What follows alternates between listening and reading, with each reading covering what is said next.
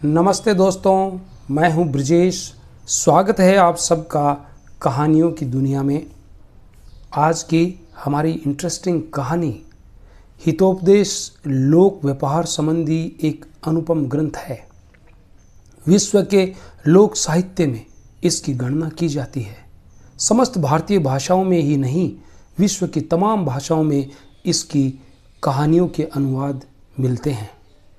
पंडित विष्णु शर्मा द्वारा संग्रहित हितोपदेश में पशु पक्षियों को माध्यम बनाकर कथाएं कही गई है, जिसमें नीति की बातें हैं। ये कथाएं छोटे बड़ों सभी के लिए समान रूप से उपयोगी हैं। शिक्षाप्रद इसके 4 भाग हैं: मित्रलाभ, सुहृद भेद, विग्रह और संधि। इसकी सूक्तियाँ अत्यंत चुटीली और अमल में लाने लायक है। कुछ उदाहरण देखिए। बिना सोचे समझे शीघ्रता में कोई काम नहीं करना चाहिए। जल्दबाजी में काम करना विपत्ति को दावत देना है। समृद्धि व संपन्नता विचारशील प्राणी की तलाश में रहती है। वह मुग्ध होकर उनके पास दौड़ी आती है। बुद्धिमान पुरुष को चाहिए कि परोपकार हेतु अपने धन तथा जीवन दोनों समर्पित कर दें। विपत्ति में कभी घबराना नहीं चाहिए। घबरा जाना ही किसी काम में सबसे बड़ी विघ्नता है।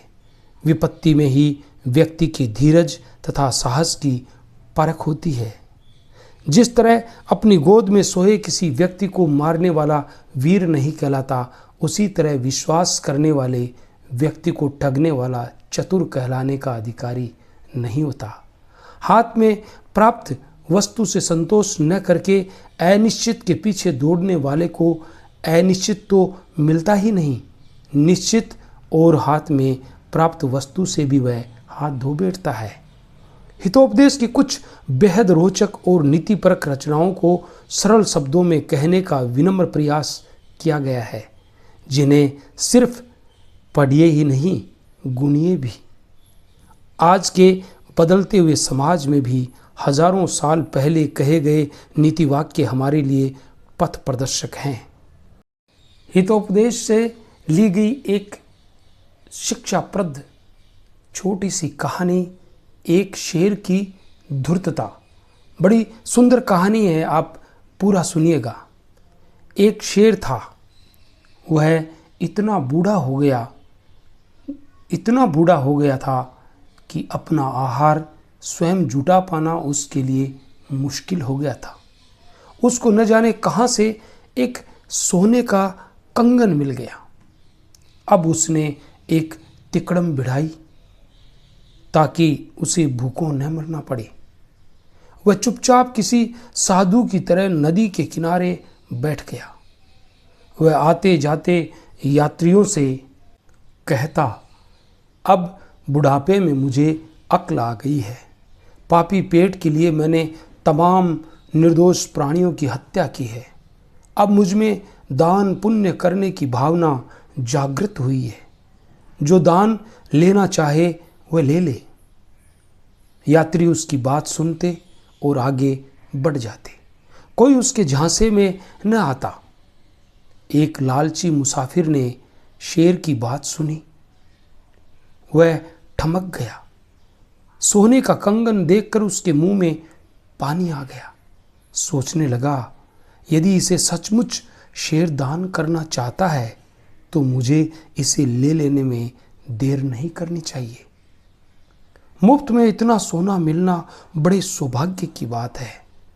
लगता है आज मैं किसी अच्छे आदमी का मुंह देखकर उठा हूं। पर यह सोचकर कि शेर तो हिंसक होता है, उसने अपने बढ़ते कदम रोक लिए। लालची व्यक्ति ने पूछा, क्यों जंगल के राजा, तुम सचमुच दान पुण्य करना चाहते हो? हाँ महानुभाव, विनीत लहजे में शेर बोला। पर यह कंगन क्या सचमुच सोने का है? हाँ महानुभाव, पर यह मैं कैसे यकीन कर लूं कि तुम मुझे मारकर खा नहीं जाओगे? अब शेर के चेहरे पर हंसी की रेखाएं दिखलाई दी। भाई ठीक कह रहे हो, मैं जंगली जानवर हूं, मांस और खून मेरा आहार है। मैंने न मालूम कितने प्राणियों की हत्या की है, पर अब मैं पश्चाताप कर रहा हूँ। अब मैं पूरी तौर पर धार्मिक हो गया हूँ और शरीर से भी एकदम अशक्त। अब मैं परमार्थ करने अपनी भूल सुधार रहा हूँ। मैं नहीं चाहता कि अगले जन्म में पापी बनूं। अब मैं पुण्यात्मा बनना चाहता हूँ। 24 घंटे राम राम जपा करता हूँ। लालच आदमी को अंधा बना देता है, उसकी अक्ल पर पर्दा डाल देता है। लालची यात्री शेर की लच्छेदार बातों में आ गया। उसने पूछा, वनराज, मुझे स्वर्ण कंगन पाने के लिए क्या करना होगा? शेर मन ही मन मुदित होता हुआ बोला, जाओ नदी में स्नान कराओ, मुझसे संकल्प कराकर कंगन ले लो। बस कंगन पाने के लिए इतना भर करना है। इस बार सचमुच शेर ने गजब की एक्टिंग की थी। लालची आदमी ने आगा सोचा न पीछा, नदी में छलांग लगा दी। नदी में दलदल था। लालची आदमी दलदल में धंसता गया।